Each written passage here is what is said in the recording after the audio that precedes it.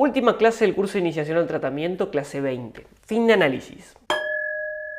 En esta clase vamos a dar nuestra perspectiva de lo que es un fin de análisis. Y esta perspectiva no va a ser igual a muchas perspectivas sostenidas en el discurso post-lacaniano o en muchos ámbitos psicoanalíticos. Sí existe un término del análisis que podemos identificar como un pasaje de una posición del individuo a otra posición del individuo. Entendemos que existe un llegar a un determinado estatuto que permite a la persona no necesitar más el espacio. Cuando refiero que la persona no necesita más el espacio, no estoy hablando de un desencuentro que se produce cuando el trabajo todavía está realizándose. Dicho de otra manera, no estoy hablando de una interrupción que genera que el trabajo se detenga y todavía había mucho trabajo por hacer y que por lo tanto la persona tenga que cambiar de analista porque o el analista se estancó en su lectura o, como dice Freud en Análisis Terminable e Interminable, no se encontraron más en la situación analítica. Por lo tanto, lo que en algún momento fue un vínculo de trabajo productivo dejó de serlo. No estoy hablando de esos casos de término de análisis. Por lo tanto, vamos a distinguir lo que es un fin de análisis de un término de análisis o de un terminar un espacio. Fin de análisis es algo que se produce de forma interna al individuo, al analizante. Es un cambio, es una transformación, es una transmutación de la persona interior del analizante. Me puede pasar que arranco un trabajo con un analista y durante un tiempo marcha bien y después la persona del analista se estanca en su lectura y siempre me empieza a devolver lo mismo. Entonces yo siento que la cosa no va más, siento que la cosa se ha agotado. Entonces digo, me voy, termino, no quiero ir más. Entonces, ¿qué estoy haciendo ahí? Estoy terminando un espacio. Vamos a hablar de otra cosa, que es un fin de análisis. Cuando hablamos del fin de análisis es que el analizante llega a una transformación de su interior producida obviamente por virtud del trabajo en el vínculo transferencial con el analista, que hace que ya el espacio no sea necesario. Es decir, que el espacio haya consumado su labor, que haya logrado su cometido. Este cometido era constituir una primera puerta, un primer umbral que permite a una persona atravesar cuestiones de su propio trabajo interior, de su propio camino consigo mismo, que la lleva o lo lleva a estados cada vez más potentes en relación con su propia verdad, en relación con su propio deseo, en relación con su propia misión, en relación con lo que esta persona siente el llamado a realizar en la vida. Entonces, hablamos de una persona que usó el vínculo transferencial para desarrollar eso y ya usado, ya no necesita más ese tipo de trabajo. Ahora, cuando una persona llega a este estatuto consigo misma, no quiere decir que se terminó el trabajo subjetivo. El trabajo subjetivo sigue durante toda la vida. El análisis es una primera introducción a el propio interior. Esa primera introducción tiene una característica.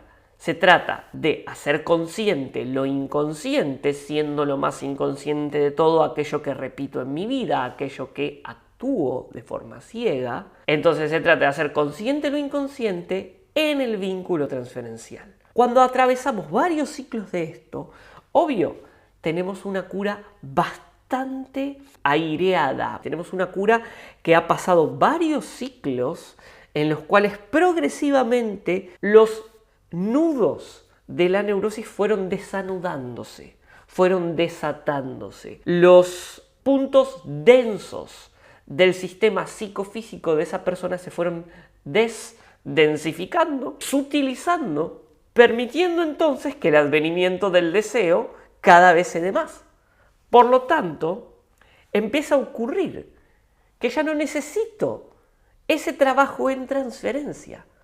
Lo necesité porque necesité de un otro concreto que escuchara mi perspectiva y mi verdad y que me permitiera escenificar estas cosas que yo no hubiera podido escenificar si no hubiera sido por ese vínculo. Pero una vez atravesadas varias vueltas de esto, y no voy acá a identificar obviamente tiempo porque eso es recontra singular, no sé cuánto tiempo, no importa, pero después de atravesadas varias vueltas en el espiral de este trabajo, la transferencia cae, se disuelve. Les decía al principio que esta perspectiva obviamente no va a estar enmarcada con muchas perspectivas que hoy se sostienen en el campo psicoanalítico.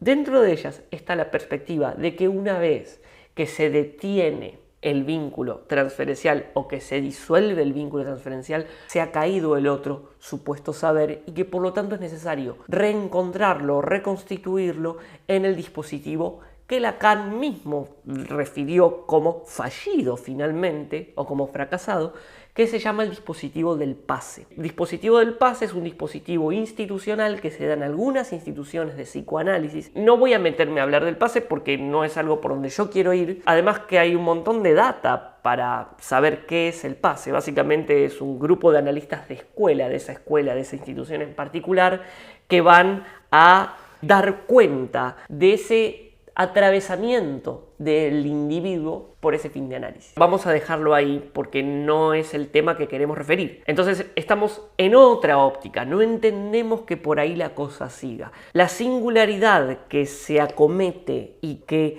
empieza a advenir a partir del trabajo psicoanalítico es tal que deja al sujeto, al individuo, de cara frente a la vida y la muerte de una forma muy potente.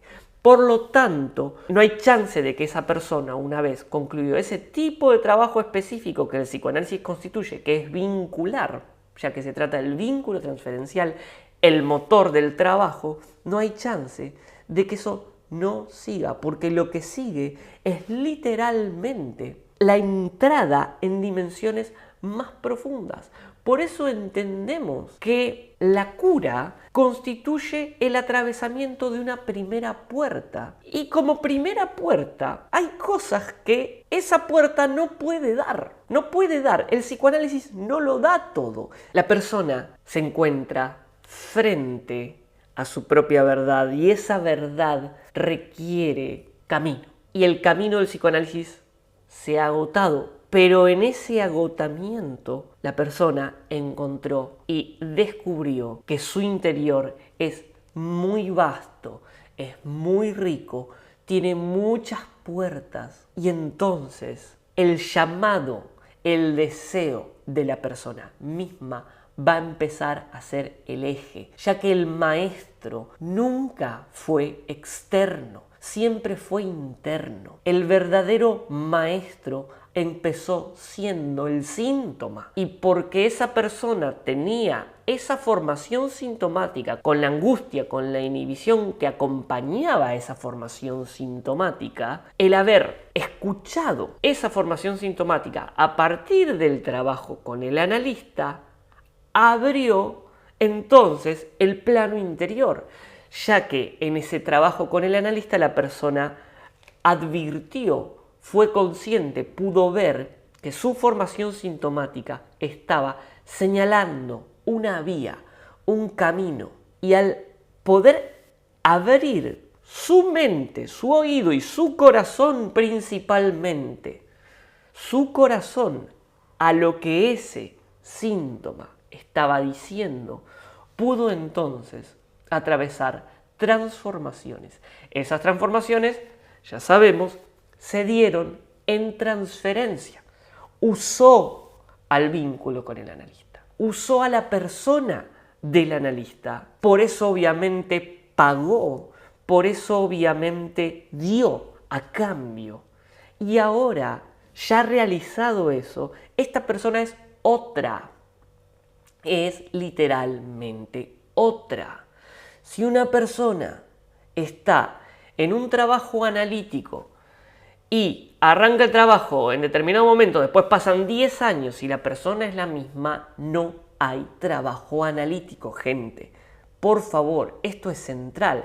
Habrá, sí, bueno, qué sé yo, irá a un consultorio y hablará con alguien durante 10 años, pero esa persona no atravesó una transformación radical de su ser. Es la misma. Siempre que una persona sea la misma 10 años después, hay que dudar. Algo a nivel libidinal está congelado, está coagulado o está viscoso. Una persona a partir del trabajo analítico deviene otra. Otra, obviamente, más plena, más feliz, más en relación a su propio pálpito vital, a su propio llamado interno, más cercana a su verdadero self, más cercana al sí mismo. Eso abre planos, eso abre puertas.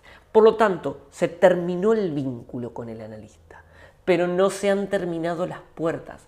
Hay muchas puertas y dentro de esas muchas puertas existen caminos que todavía llevan a trabajar aún más el mundo interior. El psicoanálisis no conduce al nirvana. El psicoanálisis no conduce a la iluminación. El psicoanálisis constituye desde luego una práctica espiritual, una práctica psíquica, una práctica psicofísica, pero no tiene las herramientas para avanzar en profundidades mayores. El trabajo en el vínculo transferencial lleva a un puerto en el cual se disuelve la necesidad del vínculo transferencial. El psicoanálisis es un camino tan bueno que disuelve la necesidad de ese mismo camino. Es un camino tan noble que al recorrerlo empiezo a dejar de necesitar recorrerlo y se me abren, como venimos diciendo, otros caminos, otros rumbos. Por eso decíamos, en nuestra perspectiva, la que sostenemos en este canal, no nos inscribimos en la lógica de que una vez concluido un análisis, lo que naturalmente seguiría es la inscripción en una institución psicoanalítica y el atravesamiento por el dispositivo del pase. No lo entendemos así porque entendemos que existen tradiciones muchísimo más altas que el discurso psicoanalítico que hacen de pie de forma muchísimo más potente para que el sujeto continúe con su viaje una vez concluido el análisis. En ese sentido, entendemos que el psicoanálisis lleva a las puertas del misterio, lleva a las puertas de un salto ontológico con uno mismo. El misterio no es algo que se resuelve, como bien refiere Bernardo Nante, sino que es algo que se profundiza. Y el vínculo con el analista te va a llevar hasta determinados puertos. Una vez arribados a esos puertos, el camino sigue con otras barcas. El camino sigue con otras personas. El camino sigue de forma diferente. El pase deja a una persona en la inscripción de una institución psicoanalítica. Y existen en el mundo caminos muchísimo más potentes que una institución analítica. Vamos a pensar qué ocurrió en el trabajo analítico. En el trabajo analítico concluido, la persona purgó deseos infantiles que estaban desde luego anudados a formas específicas de gozar, muchas veces formas genealógicas muy groseras de gozar, formas de pasados que él mismo o ella misma ni siquiera había vivenciado en su propia vida, sino que tenía que ver con lo que había pasado antes del advenimiento de esta persona.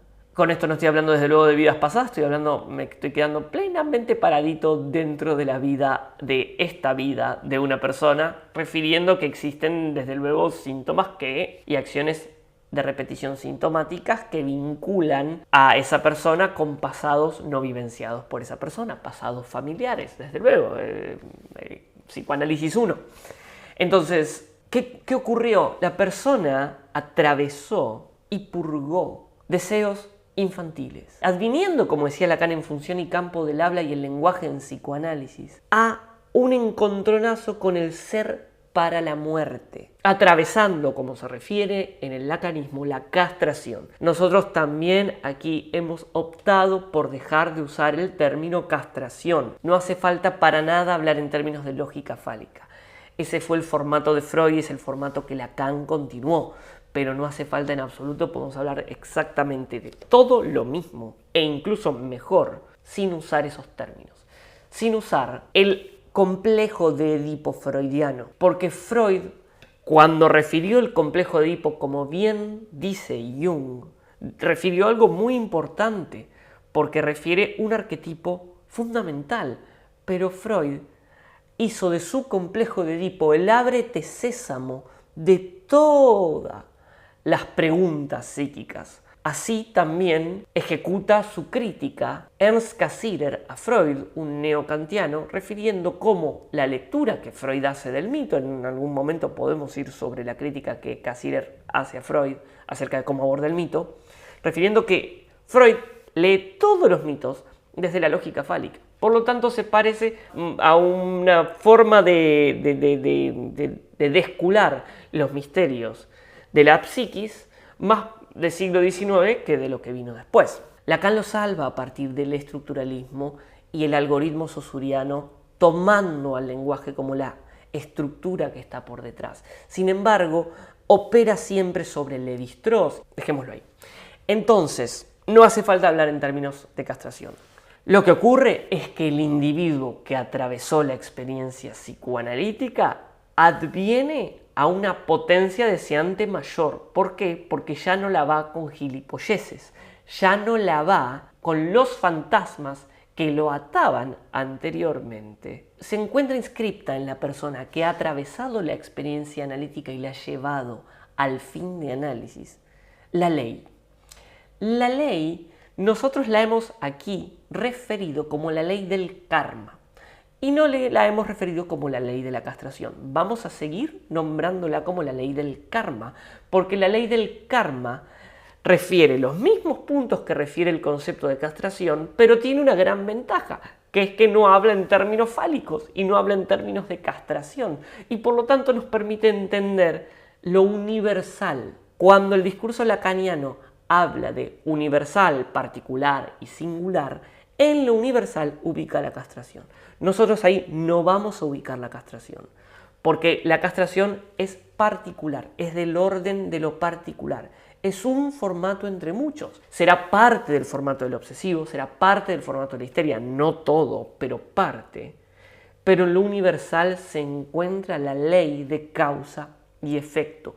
Y la persona que atraviesa la experiencia psicoanalítica ya no está loca. Ya no está loca, ¿qué quiere decir?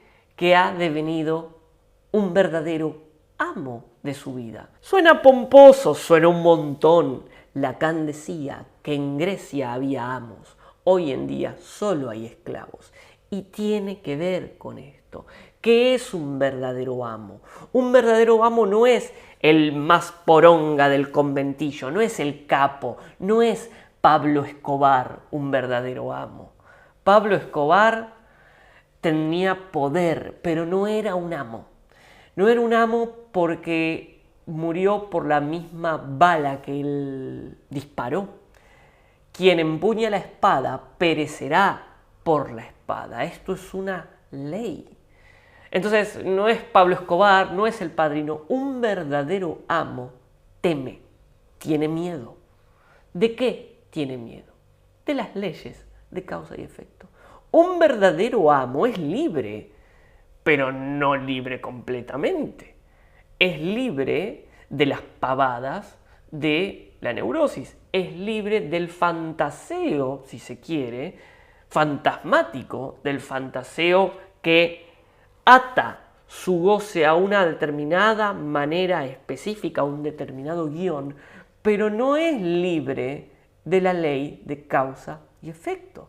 Por eso un amo verdaderamente libre solo teme a la ley de causa y efecto. Solo teme al efecto que su acción generará. Y como está despierto a esta naturaleza esencial de la vida que va a suceder, esté en Japón, esté en Madrid, esté en Arabia Saudita o esté en Argentina, va a suceder igual, que es que su acción va a generar una reacción, un efecto. Y si él quiere conducir su tren, va a tener que tener plena conciencia de lo que se llama la responsabilidad subjetiva. Una persona que atravesó la experiencia del análisis no está en el alma bella, no dice que sufre por lo que los otros le hacen o por lo que los otros no le dan. Ha abandonado esa posición. Y esa posición obviamente no quiere decir que nunca pase que uno pueda sufrir por lo que los otros hacen. Vamos, que si el presidente de un país toma decisiones incorrectas, uno la sufre. Pero quien atravesó la experiencia analítica entiende que el foco de su padecimiento no está ahí. Sí, obvio que lo puede afectar. Vamos, claro que estamos afectados todo el tiempo por lo que pasa a nuestro alrededor. Ahora aquí en Buenos Aires ya se está acercando la Navidad y la Navidad suele estar acompañado por un montón de calor y un montón de humedad. Ahora hay humedad. Quiera o no, voy a vivenciar la humedad. Entonces no es que estoy libre de las influencias del mundo. No se trata de que soy una especie de Dios si estoy analizado. Ni en pedo. Se trata de que entiendo el efecto que esa humedad puede tener y entiendo que yo puedo elegir frente a eso. Recuerden el principio de este curso, habíamos dicho hacia dónde conduce el tratamiento. El tratamiento tiene un método y método significa camino hacia. Bueno, ¿hacia dónde conduce? El tratamiento conduce hacia lo que Freud refiriera como wo es war, soll ich werden, donde ello era yo debo advenir. Vuelvo a poder elegir. El psicoanálisis le devuelve a la persona la posibilidad de elegir. No puedo elegir la humedad. Puedo elegir qué hago con eso que no puedo elegir. Y por ahí no puedo hacer nada. Y en los momentos en que no puedo hacer nada, tocará aceptar que no puedo hacer nada. Pero ya no estoy en alma bella. Ya no estoy diciendo que no soy libre porque mi mujer no me deja ser libre. Ya no estoy diciendo que soy infeliz porque quien amo no me ama. Y tampoco estoy diciendo que soy un pelotudo, es decir, la otra forma de la locura, que es la infatuación. No estoy diciendo que soy un tarado, un boludo, que soy el capo de los capos y que no estoy en ninguna de esas pavadas. Entiendo que lo que vivo es fruto de lo que hago. Y en ese punto devengo libre. Por eso también en este canal hablamos de libertad. Porque no hay ningún problema en hablar de libertad. Más hoy en día que la palabra libertad tiene un lugar a nivel del discurso y con razón tiene un lugar a nivel del discurso, está bueno hoy volver a traer la palabra libertad. Lacan decía, yo no hablo de libertad. Está perfecto que Lacan decía que no hablaba de libertad porque estaba en mayo del 68. Entonces estaba a propósito no usando un término que tenía ciertas connotaciones contextuales en el momento en que hablaba. Entonces, ¿por qué podemos hablar de libertad? Porque justamente no estamos hablando de una libertad de la omnipotencia, sino de una libertad que solo puede darse a partir de la responsabilidad subjetiva. Por lo tanto, tenemos una persona que está completamente atravesada por una verdad.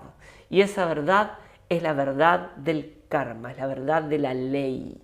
La ley que es para mí, que es para vos, que es para un japonés, que es para todos. No hay escapar de esa ley. La neurosis quiere sustraerse de esa ley. La neurosis piensa que puede no pagar.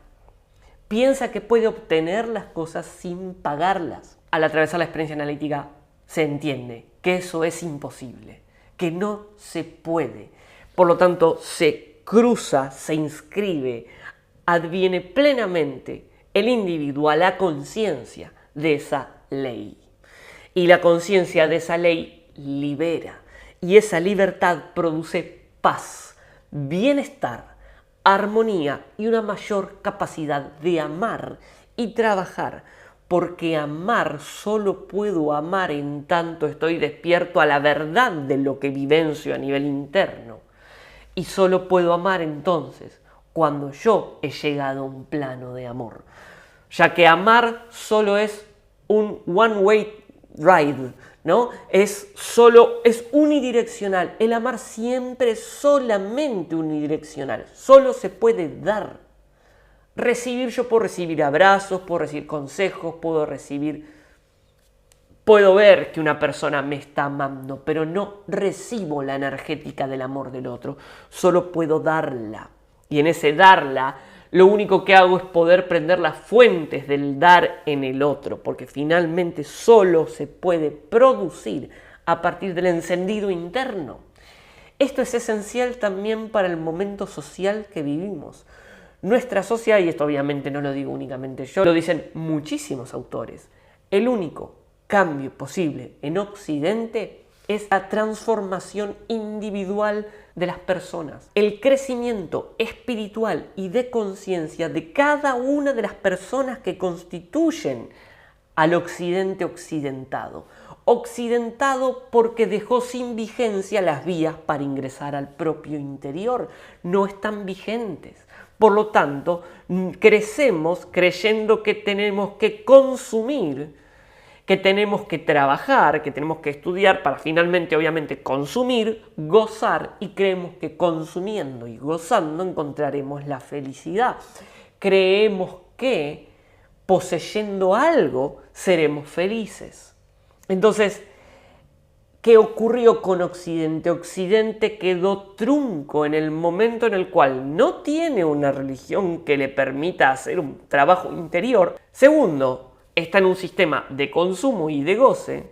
Tercero, desde su concepción, la única concepción que tiene es que tiene que hacer lo que pueda por salvarse, porque estamos en una especie de ley de la selva, atravesados por Darwin, obvio, es la supervivencia del más fuerte, y tenemos que básicamente correr una carrera de ratas para poder llegar a un lugar de seguridad, para poder desde ahí, desde nuestra creencia, ser felices. Obviamente que todo eso es una mentira, todo eso es la máquina de producción de subjetividades enchufadas a la Matrix, que siguen ese camino y que está bien.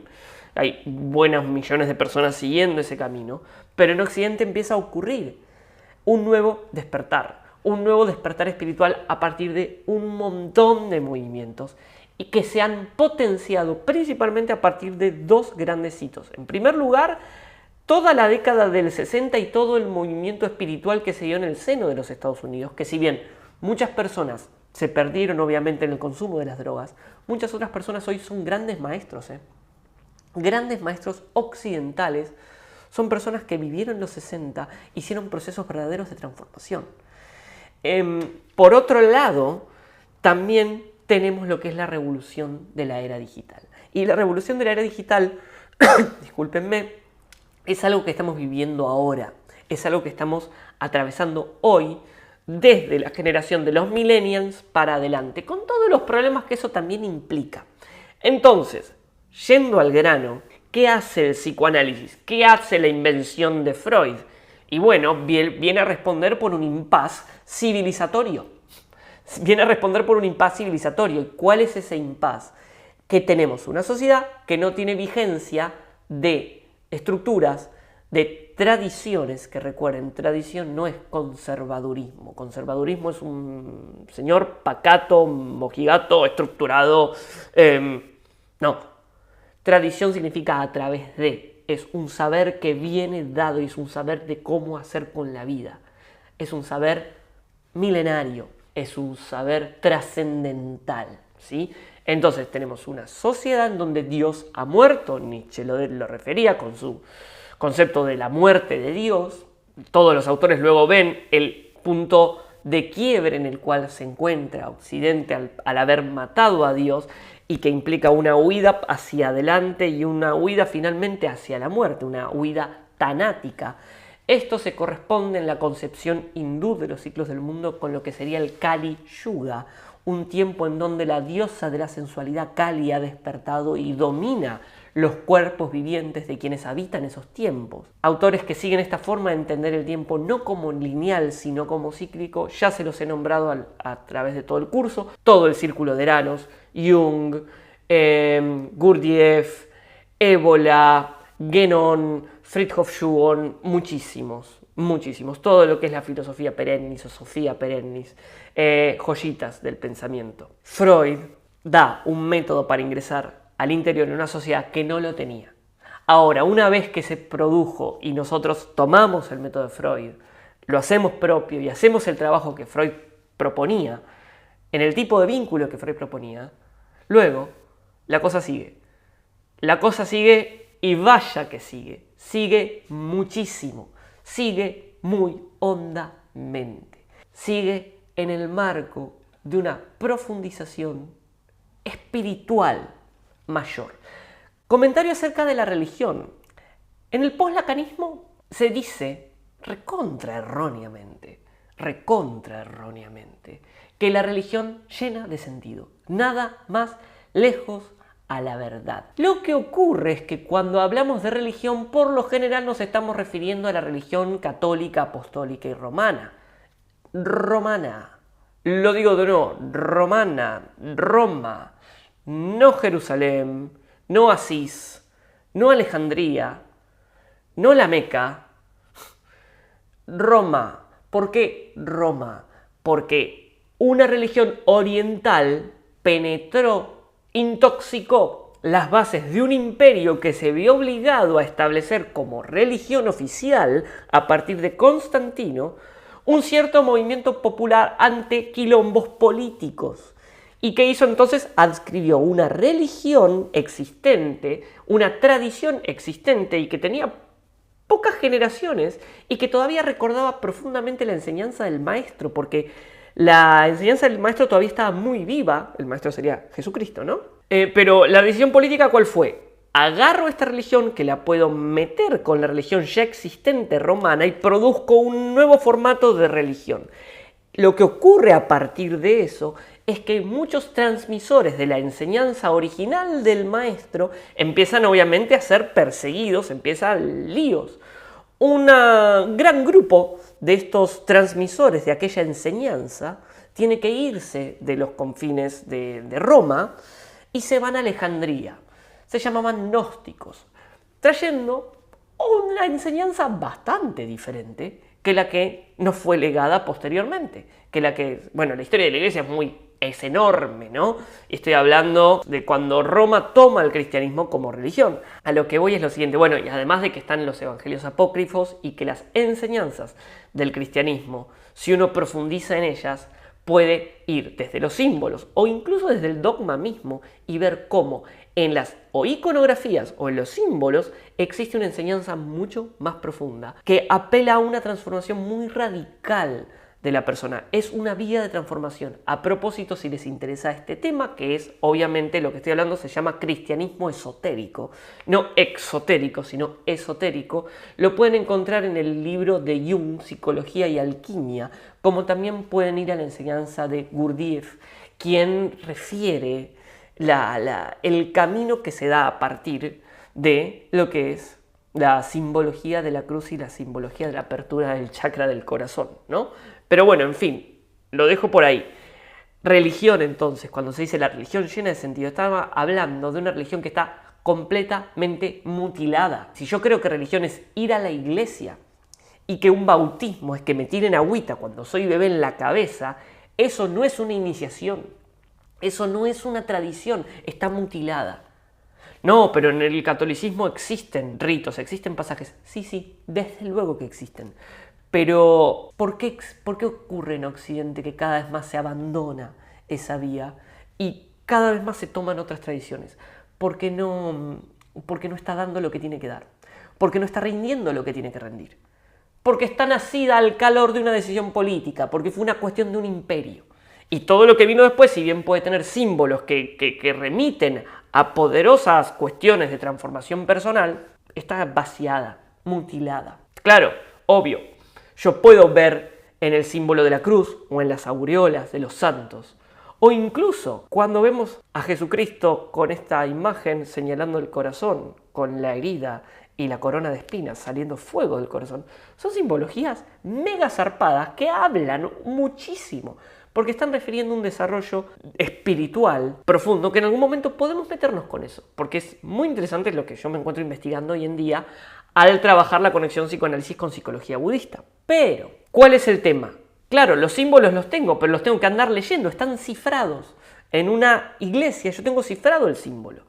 Tengo el cifrado, la apertura del corazón que implica la crucifixión. Pero solo me quedo con la historia y es un Dios externo. Es un Dios que me redime del pecado. Está afuera, me está redimiendo del pecado. Él murió para salvar a los pecados del mundo, Cordero de Dios que quita el pecado del mundo. Entonces, claro, ya está, estoy libre. Ahora puedo hacer la que se me cante. Ahora puedo gozarla. Ahora puedo mandarme de lleno, ¿no?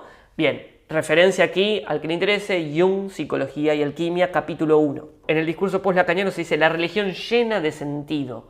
Las pelotas. La religión llevada en un camino profundo, en una tradición que lleve a un ingreso al propio interior, te va a dejar temblando de miedo del sinsentido por el cual vas a atravesar en buenas partes de esa práctica espiritual. Por lo tanto, hay que poner bien los puntos sobre las íes. ¿Se cree entonces que seguir una práctica, por ejemplo, seria de meditación o seria de yoga o de sadhanas, en el marco de una tradición llena de sentido? No, eso es política, eso es berreteada de alguien que te cuenta una, entonces la posta es la que me cuentan. No, una verdadera tradición ni en pedo llena de sentido, te lo quita y te lo vacía hasta el punto tal de que estás más muerto, y en el punto de que estás muerto resurgís a otro sentido. Entonces es un proceso zarpadísimo. Yo soy muy respetuoso obviamente en las conversaciones con colegas. Cuando dicen estas cosas tiendo a callar. Obviamente en este medio las digo porque es el medio en el cual transmito estas ideas, por lo tanto quien quiere escucharlas las escucha y quien no, es muy sencillo. Pero llama mucho la atención cuando no, eso es religión. Eso es religión, y la religión lo que hace es dar un sentido imaginario. No está entendiendo nada esa persona. No está entendiendo nada. Obvio, un relato que una persona perdida a nivel de su neurosis puede asumir como salvador, como mesiánico, ocurre todo el tiempo. Puede ocurrir en cualquier tradición. Pero vamos, ocurre en el lacanismo. Ocurre todo el tiempo en el lacanismo. Por eso es interesante preguntarse por qué se sostienen las ideas que se sostienen. Todo el tiempo ocurre en el lacanismo. No, porque entonces es la asunción del sujeto que atraviesa el sujeto supuesto saber y el objeto A y toda esa manga de ideas, toda esa sarta de ideas mejores, peores, funcionan también para obturar sentido. Entonces hay que desimaginarizar, ir a los símbolos matemáticos, encriptarlos, pero en los símbolos matemáticos la desimaginarización solo puede ser sostenida en tanto yo estoy cifrando en un nuevo dogma una cierta enseñanza y una cierta práctica. Pero para yo descular o descifrar el código, que tengo que tener la práctica. Entonces se termina produciendo lo mismo. Por eso se produce el fenómeno iglesia en las instituciones psicoanalíticas. Se produce el fenómeno religioso en las instituciones psicoanalíticas. Lacan mismo había dicho, la IPA es una religión. Entonces, ¿por qué tanta pelea? Freud trae una forma de resolver un impas occidental. Una vez hecho ese camino, los caminos siguen. Siguen y de formas maravillosas. Siguen y de formas hermosas. Porque la vida sigue mucho más allá que el psicoanálisis. Mucho. Jung, Carl Gustav Jung, profundizó el inconsciente freudiano. No estábamos en un tiempo hace 50 años para advertir la profundidad de la enseñanza de Jung. Hoy en día recién estamos redescubriéndolo. Obviamente hay gente que viene trabajando Jung desde hace muchísimos años, pero hoy en día los movimientos nuevos permiten reencontrar en la enseñanza de Jung formas mucho más amplias de pensar el psiquismo. Formas que van además mucho más acordes a los tiempos actuales, a las formas en que tenemos de pensar la subjetividad, el espíritu, la relación mente-cuerpo. La relación mente-cuerpo, los avances en el campo de la medicina de laboratorio referidos a la conexión mente-cuerpo son zarpados. Los avances en relación al estudio de las personas que meditan, qué pasa a nivel del sistema nervioso, cómo cambia el sistema endocrino, qué ocurre en los estados de absorción mística o qué ocurre en los estados de absorción yógica. Todo eso trae nuevas vertientes y Occidente está constantemente redescubriendo estas cosas porque ya no las tenía. Muchos autores dicen que el nuevo foco de despertar espiritual de este momento de la humanidad va a ser Occidente. Occidente tuvo que ver a Oriente porque no encontraba en su seno alguna tradición que lo acompañara. Tuvo que ver a Oriente. Y Occidente ahora está redescubriendo esto. Jung decía que en algún momento Occidente iba a desarrollar su propio yoga, su propia forma de desarrollo del Purusha, tomando un término de la India, de ese ser más amplio que somos, y que los caminos de prácticas espirituales nos llevan a ver y a experienciar y a vivenciar como hechos concretos, no como creencias, no como ideas. Quien tiene así la experiencia de ese ser más alto que uno es, pero que uno no es todo el tiempo, quien tiene esa experiencia entiende muy bien que eso no es una aseveración de fe, que eso no es una aseveración de una creencia, sino que eso es una realidad que evidencia como concreta y por lo tanto produjo un salto ontológico, se desenchufó de la Matrix y advino a un campo diferente. Bien, el año que viene nos vamos a meter con esto. Vamos a seguir profundizando en cómo sigue el camino, pero vamos a ir más allá del psicoanálisis, vamos a ir más allá de Freud. El alta analítica es que un sujeto ya no requiere el vínculo transferencial para seguir desarrollándose, pero no es que el sujeto se deja de desarrollar, no llegó a algún lugar, ya no requiere el tipo de trabajo transferencial. Nada más. Y no es un sujeto que se va porque la cosa no anda. Es un sujeto que probablemente termine ese espacio queriendo muchísimo a la persona del analista, pero ya viendo a la persona. Mucho más cerca de ver a la persona. No sé si ya viendo, pero mucho más cerca de ver a la persona. Mientras más neuróticos, menos personas vemos y más vemos nuestras propias proyecciones. Mientras menos neuróticos estamos, más empezamos a ver al otro. Incluso a nuestro analista, a nuestra analista. Y entonces empezamos a poder querer a esa persona porque nos acompañó en algo muy importante en nuestra vida, que fue un trabajo que nos sirvió muchísimo y que no tiene valor. Y eso nos permite hacer un primer paso en nuestro desarrollo. Gente, espero que terminen muy bien el año, espero que el año que viene nos traiga y hagamos que nos traiga, principalmente que hagamos que nos traiga cosas buenas, cosas que nos permitan seguir avanzando y que podamos encontrar rumbos en tiempos donde no hay un horizonte de sentido ni de certidumbre agarrable. Eso es, por un lado, malo y por otro lado, bueno. Todo esto de la pandemia y del mundo que no se sabe dónde está es porque no sabe el mundo dónde está. Estamos en un atravesamiento, estamos en pasaje, estamos de un momento a otro. Incluso a nivel político, económico, la cosa cambió. El eje no es más Estados Unidos, es China. Y China viene con una maquinaria inmensa. Es todo un fenómeno muy importante. Todo lo que sigue sucediendo a través de la era digital, para dónde van a ir las criptomonedas, cómo se organizan las sociedades, cómo ocurre que existe la tendencia de una sociedad que tiene problemas muy serios por delante en relación del ambiente, del medio ambiente, de los bosques, de los lagos, de cómo vivimos. Estamos en un momento importante. Entonces, que podamos encontrar en nuestro monasterio interior, cuando el tiempo es oscuro hay que retirarse al monasterio interior para prender la luz y de ahí volver a salir.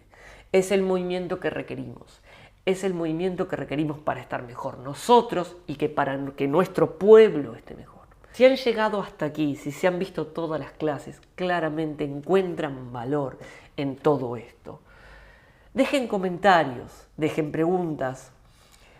Nos veremos en el vivo que viene. Dejen también, sigan mandando los temas que quieren mandar. Para el año que viene, les prometo, voy a ir sobre feminidad y neurosis obsesiva, que es algo que no trabajé este año, y también histeria y masculinidad, porque vamos a volver sobre el tema de sexualidad, vamos a volver sobre el tema de la pulsión, pero vamos a salir del falo.